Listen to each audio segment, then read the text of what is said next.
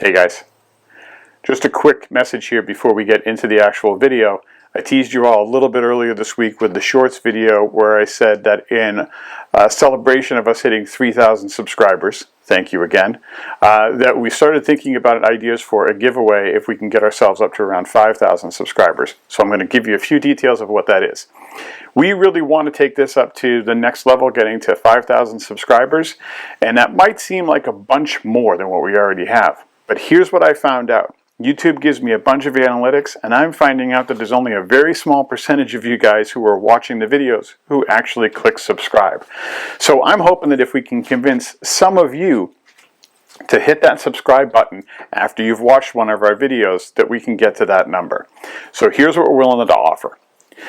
If we can get to 5,000 subscribers by the end of September, by September 30th, then we're going to go ahead and give away 3 of these Throwing Wrenches Garage hats that we'll pick from 3 random subscribers at that point on September 30th.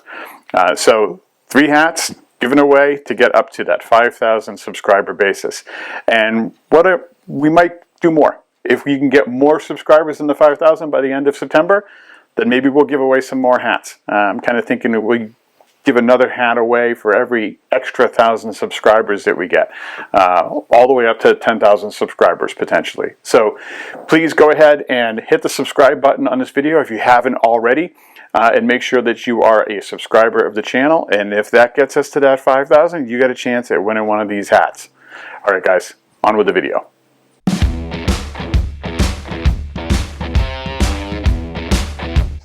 Tom here from Throwing Wrenches Garage. I'm alone today, no Declan, mostly because I'm going to be working on the Chevelle today, but also because we just got back from vacation.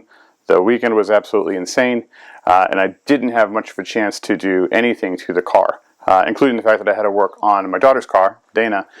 She had some O2 sensors that had to get replaced, so what little time I did have this weekend was spent doing that. Not thrilling or exciting to watch, I can guarantee you. So it's just me today working on the Chevelle, so all you Chevelle guys will be happy. The IROC guys, maybe not so much. One of the things that I'm going to be doing today, or this week, I should say, because this is probably going to take me a couple of nights, is I'm going to be changing out the rear control arms on this car.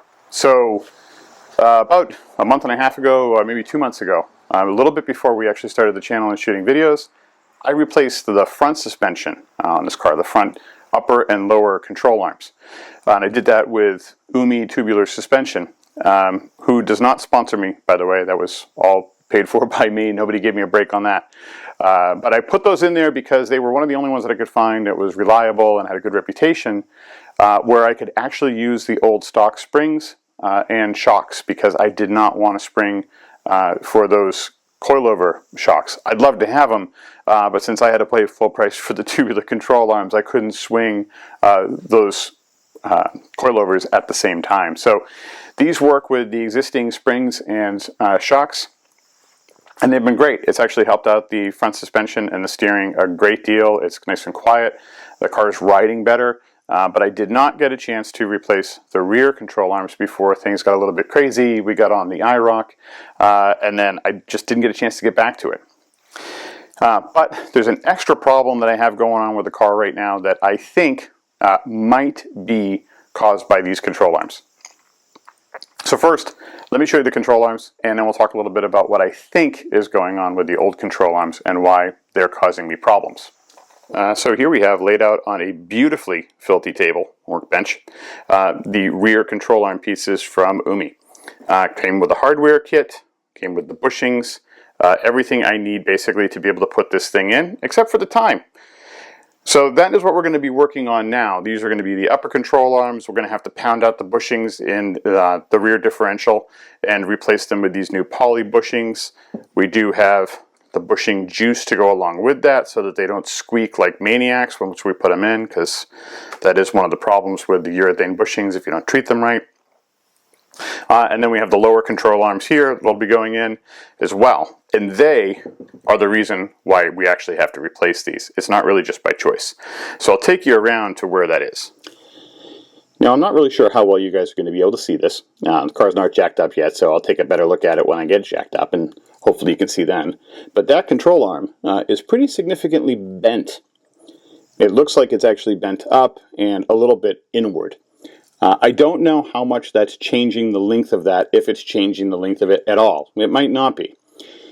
But it's definitely not a good thing to have that bent up, and I'm pretty sure that that is actually giving me some issues in the alignment in the rear end. You can see that the other control arm, pretty straight. That one's in pretty good shape. No big problems there. But I do think having that thing tweak like that left rear, is probably causing me part of the issue that I'm experiencing.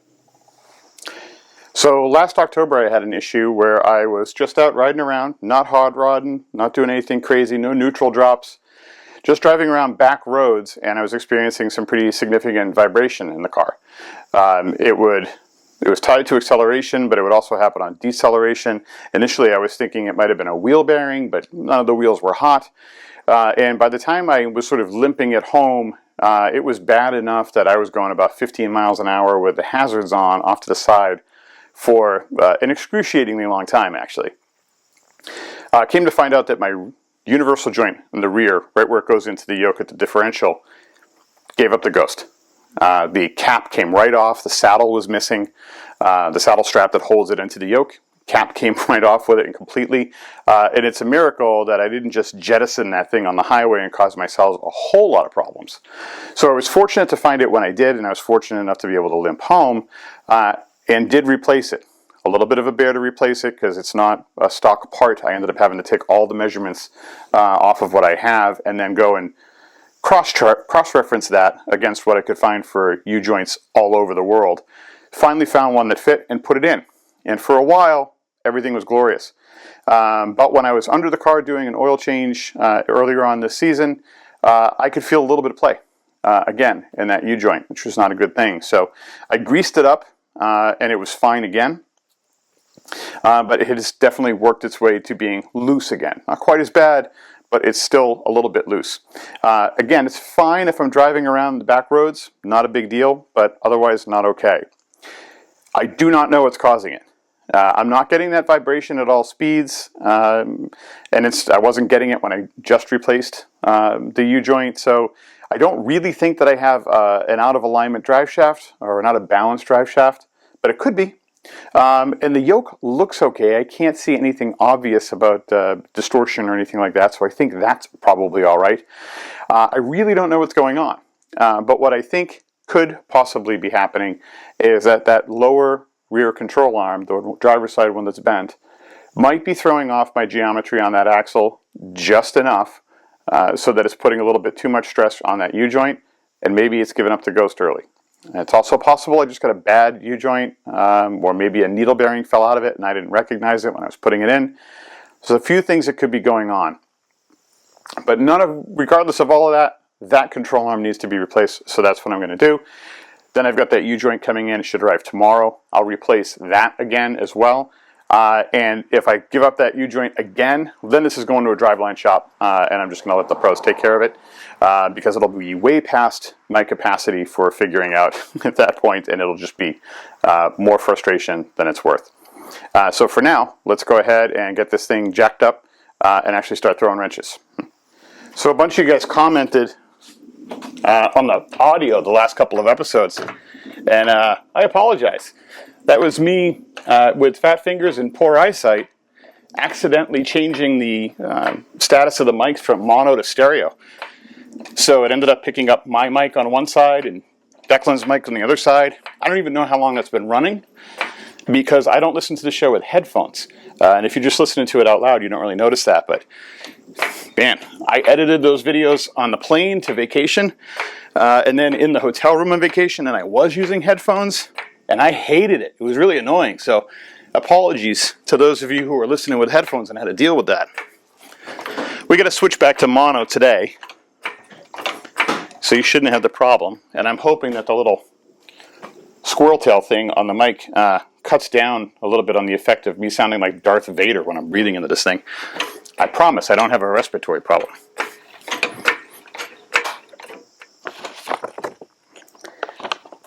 Normally I don't like instructions. I find they hinder my creativity.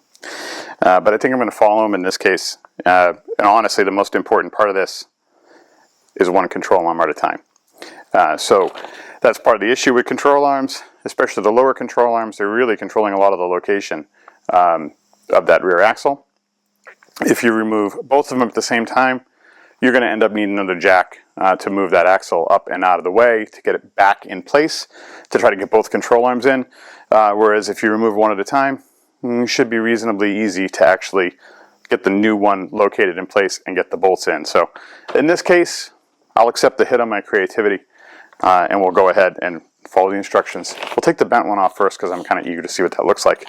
But first, we're going to take off the wheels. It's going to give me a little bit more access, make it a little bit simpler for me to get to this.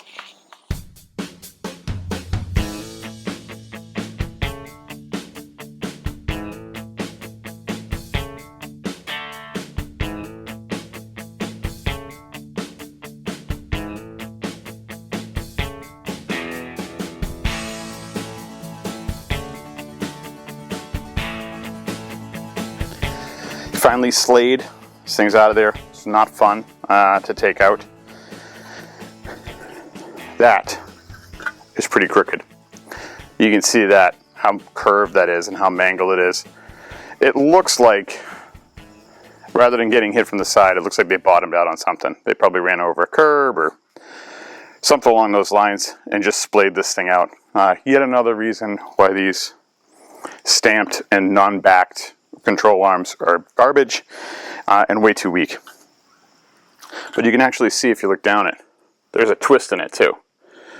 So not only is it curved and sort of bent this way, but it's also got a little bit of a tweak, a twist to it overall, and just basically not straight in any angle.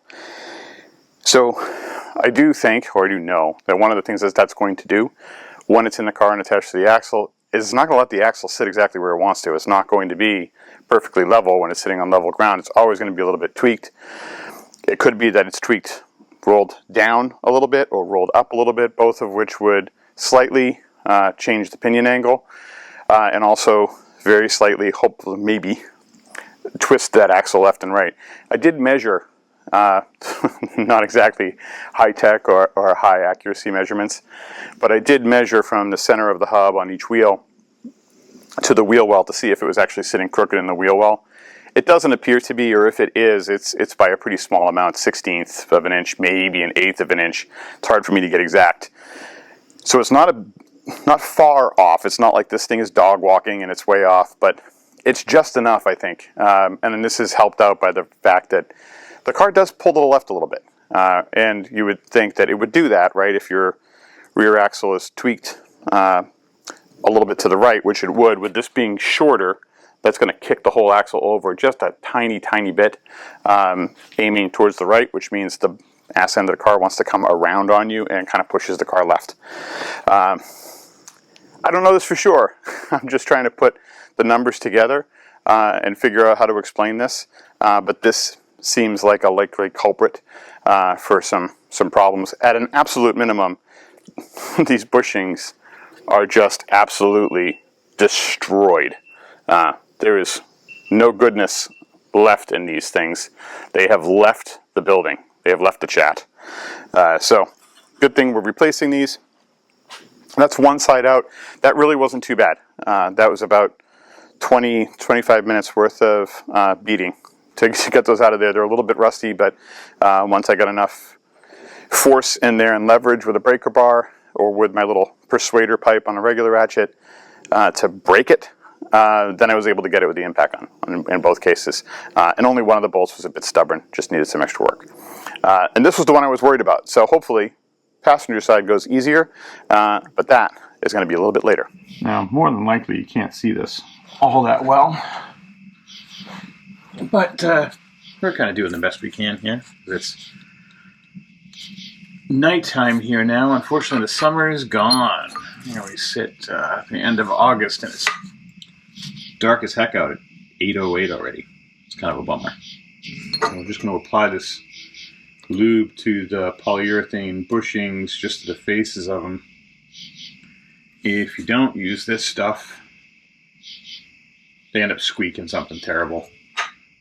They last longer than the rubber bushings, which is awesome. But the squeaking's brutal if you don't do something about it. So hopefully this is going to take care of it. It did on the front control arms when I used it.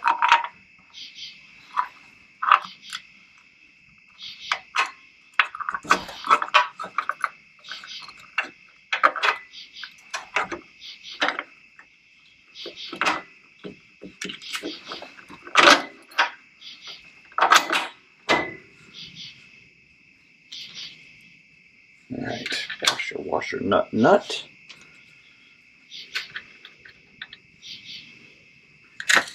And they said these were 18s, right? No, they're not.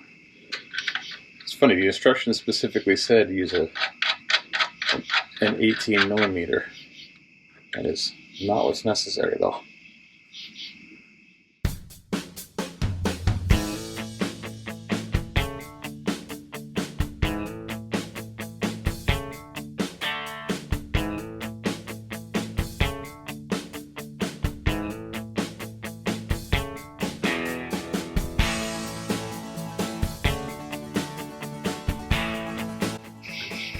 Just like that, we're on. And the right way, even. I do not have a sway bar for this on the rear end, so I'm going to have to pick one of those up and throw that on there. I'm sure that will help things out too with stability. I forgot that I didn't have one. I actually have a sway bar on the front, but none on the back. So that's something I'll be adding. But for now, I'm going to grease these fittings before I forget, because that's the kind of thing I will completely forget to do. And then I'm going to go ahead and call this one a night. You can see that I got play in there, which is not good. Yeah. So, and when I grease that, there's no play in it, so I definitely think that the bearing's a little bit wonky, but we'll find out when I get that piece in tomorrow, and hopefully we can just take the drive shaft out of this and do that work up top, make that a little bit easier.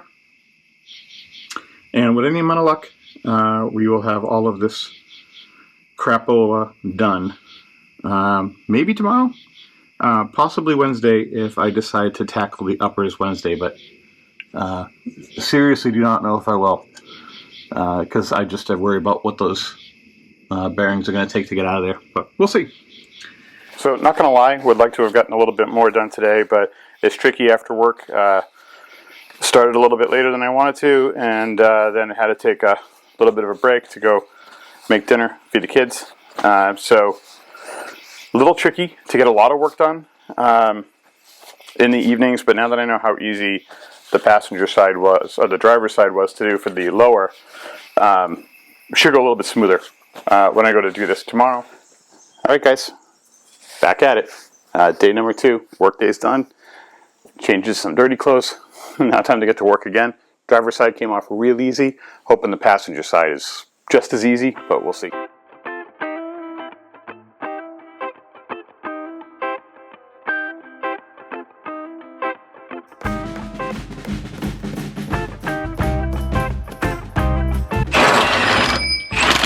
There it is. Boom. Boom shakalaka. Just a little bit of determination and we got there. Alright. So that side down. Doesn't look bent, but it's every bit as cruddy, and the bushings are every bit as destroyed as on the other one. Alright, so now let's head up and do the other bolt. All right, let's bring you up here for a look-see. So you can see I've got those two eyelets, those two shafts, pretty much dead lined up. Let's see. That's pretty good. They're about dead on. And then when you mash that up and look down here, this is shorter. I'd say that's probably close to 1/8 of an inch. Right? That's a pretty big difference between those two. So that is definitely not helping matters at all. I also can look and see that shaft is off center in the hole. It's been twisting. So between those two things, this is not doing well. GoPro's about to die, so I'm going to take you guys out from underneath the car. You saw it on the left-hand side anyway. So passenger side is more the same. We're just going to go ahead and pop the new one in, and that should be done. And then the next step will be dropping this down to see if we can get the upper control arms out. Well, in a hilarious bit of operator error, I forgot to plug in the mic receiver into my camera, so it captured none of what I'm saying here. So you'll just have to deal with me voicing it over instead. I decided not to do the upper control arms this week. It was going to be too much of a pain, and I wanted to actually get the car back together for the weekend. So instead, I dove into trying to figure out what was wrong with that yoke. And I did find out something was wrong with it. One of the little stopper tabs on the yoke was a little bit worn. And that's probably from when the last U-joint had an unscheduled rapid disassembly. So I needed to close in that space and add some material back into that. I could have used a washer. That would have been a bad idea. I could have bought a brand new yoke. That would have been a really smart idea. Instead, I went in the middle. And I planned on zapping a little bit of material with the welder on the inside of that tab and then grinding it down to get the right dimensions so that the cap-to-cap dimensions of that universal joint are going to fit right back inside of that yoke without any side-to-side play. So that's the plan because I have the stuff and I can get it done fairly fast, and that's going to keep us more or less on schedule. And we can always fix it the right way later, but this should work. Alright, so we're just going to take a couple measurements here again, just to make sure I'm not completely cuckoo. Again, we're looking for 3.256 is actually what we have on the bearing cap, so if we can get close to that, I'll be happy.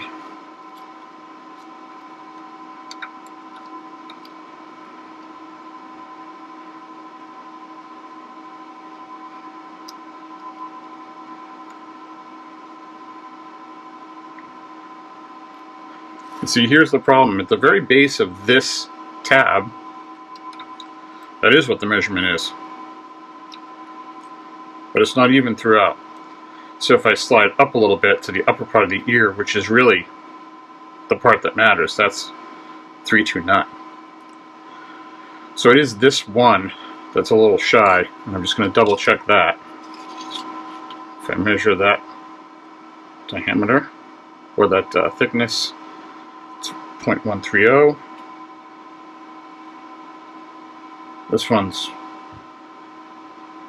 0.15. So, yeah, that's where we're off.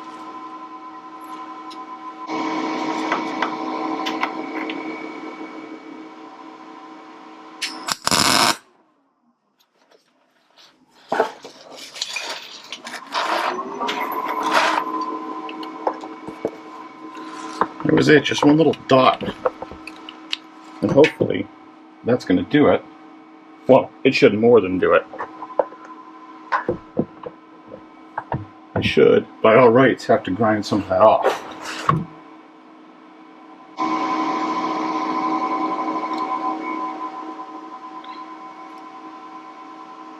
Yep, now I'm at 3215. So I've got to get a little bit of that back out of there. So we'll do that with the grinder and the Dremel.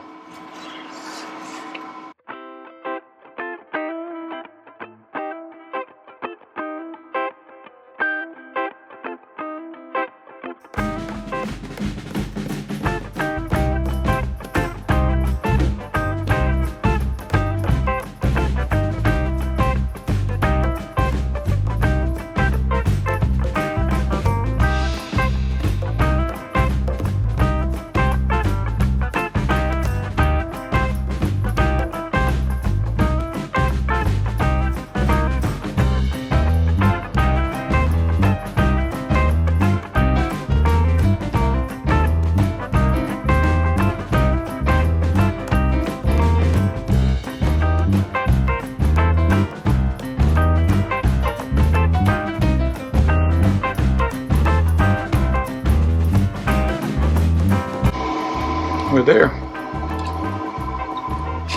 I think that's mission accomplished, guys. So now we'll see, as long as I can get this sucker in there. But I believe I should be able to. Pray for easiness.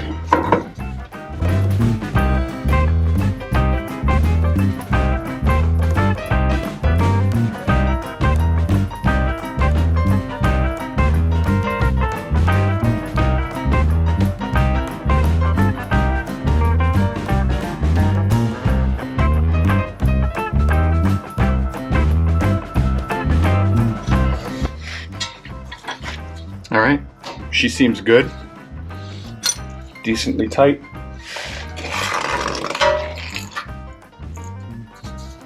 Let's see if I can't rotate this around and give her a little squirt of grease.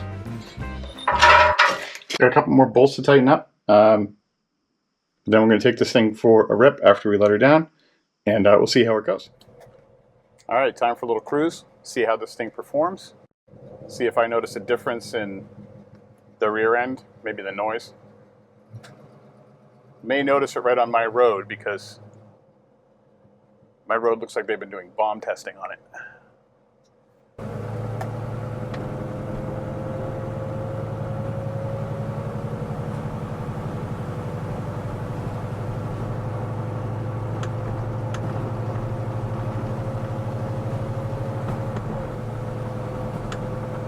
Honestly, a bit less noisy. It's not so bad. It's definitely less racket coming from this. I noticed less racket once I put the front suspension in, and I'm noticing even less now. So that's good. You guys might be hearing a bit of this, but honestly, the body mounts really probably need to be replaced on this, and the car's 54 years old. There's plenty of stuff that's going to rattle, but I was getting a lot of suspension squeak before. There's much less now. So I realized that I really haven't talked to you guys about the Chevelle. You know the story with the IROC, but you don't necessarily know this Chevelle or why I have it. So maybe while I'm cruising around here, I can give you that breakdown. So my first car out of high school was a 1970 Chevelle. It was a piece of crap by comparison with this one, don't get me wrong, but I love that car. We all love our first cars, but I mean, when your first car is a 1970 Chevelle, it's pretty awesome. It had a little 327 in it. The body was roughly 43% Bondo, but I loved the car. I got used to driving it, did a lot of work on it. It was my pride and joy for a long time. And more importantly, it was a big connection with my dad.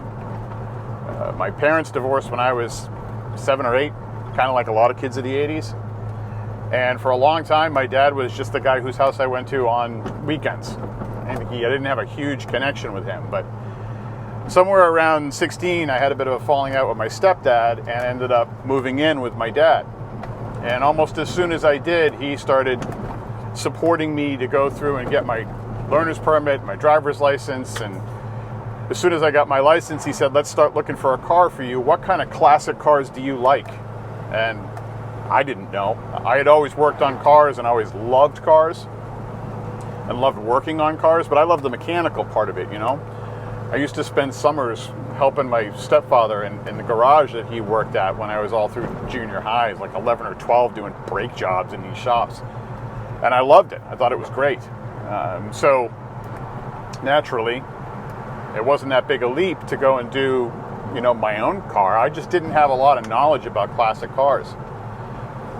So I looked around at a few, and I kind of wanted Mustangs, and then it was Camaros, and then my dad found this Chevelle in the Juan advertiser. If you guys remember what that was, you're old. Before the internet, when you actually had to go to the store on Tuesdays when the new one came out, and it was a sort of newspaper print magazine that everybody advertised their cars in, particularly classic cars that were, you know, affordable.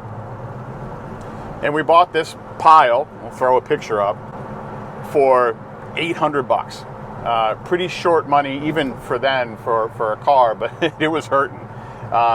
It probably only had about 5 healthy cylinders and probably only about 6 that were working at any given time. It puffed blue smoke like a maniac. I probably didn't have any piston rings at all. And we had all kinds of issues with the car that we had to remedy ourselves, but what that car did was bring me and my dad a lot closer. We worked on that car all the time. We would find ourselves working at night on the gravel driveway, on our backs, changing starters and doing all kinds of stuff just to get the car running so that I could bring it to school the next day.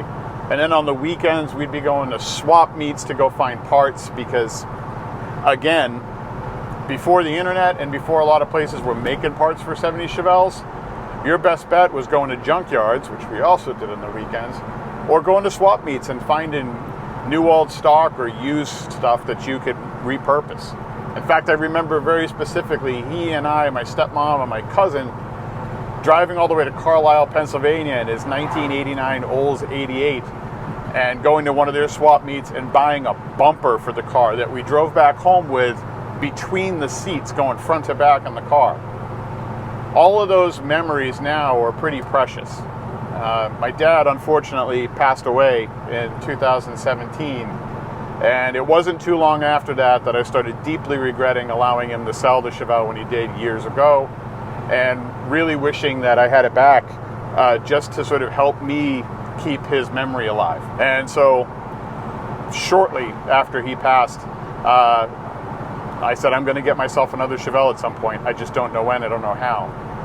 It took me a few years, but I did manage to get myself into a position where I could get one. So I found this one from a guy in Rhode Island in 2022. It's a good driver. It looks decent from afar, but it's far from being decent. I know a lot of you guys made comments about how can you do grinding with the car in the garage. I'm worried about your paint, and how can you weld near that thing? Honestly, guys, one of these days I will take you through and show you the paint. It is no prize. It needs a lot of work to get to the point where it looks good. So I try to take care of it, but I don't worry myself about it overly, right? Right now, this is really, as far as I'm concerned, a really good driver. This car can get me around, gets me to car shows. I get compliments at a cruise night, but I'm not winning any trophies with this thing, far from it. So that's the story with this car. It's got a little 350, which I think is actually one of those old remanufactured sort of stock engines. So it's very, very tame, but it seems to be in decent running order. It's got front disc brakes. Somebody upgraded that before I got it. It's got a really bad SS stripe paint on it. It's not the original color. The original color of this car would have been mist green, and it's now unidentifiable green. I have no idea what it is, but I'm not really interested in figuring out what the current paint color is, because my plan is to either go back to the original mist green or possibly go to dark green, because as you can see, the whole interior is green and it's pretty much in good shape. Certainly doesn't need to be wholesale replaced. So when your interior is green, you don't have a whole lot of options for what you paint the car in order for it to look right. So more than likely, we're just going to go ahead and stick with what we got. Go with that mist green or so. It's got a vinyl top, which I can't stand. I know a lot of guys love the look of them, but quite frankly, they trap a ton of moisture, and this one's certainly doing that. I'm seeing bubbles coming up in the back already from rust happening, being trapped with water trapped between the metal and the roof of the vinyl. Other than that, there's not a whole lot to tell about this car. It's just a good, solid driver. I don't have any hard-coded plans for it. There's stuff that I would love to do to it, but nothing that I've got sort of already pre-decided. We're just going to kind of run it as much as we can now, and especially with Declan's car taking up a lot of our focus and attention, this thing's definitely taken a little bit of a back seat. This suspension work that I'm doing to it now is probably the last bit of work that I'm going to do to it this year, other than just sort of like cleaning some things up and addressing some really minor stuff. And then we're going to really sort of go to town on Declan's car and start focusing on that as much as we can. No vibrations from that drive shaft. So I'm hoping that means that fix did the trick and we're not slopping around in there. I almost forgot to check. The one thing that I was pretty convinced that vent control arm was doing was forcing the car to push itself to the left.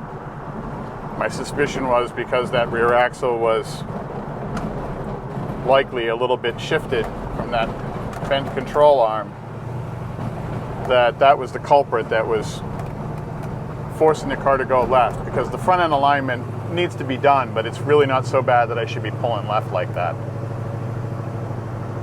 Unfortunately, my road is about as straight as a snake, except for this one spot, so we're going to sort of park ourselves in the middle of the road and see what it'll do.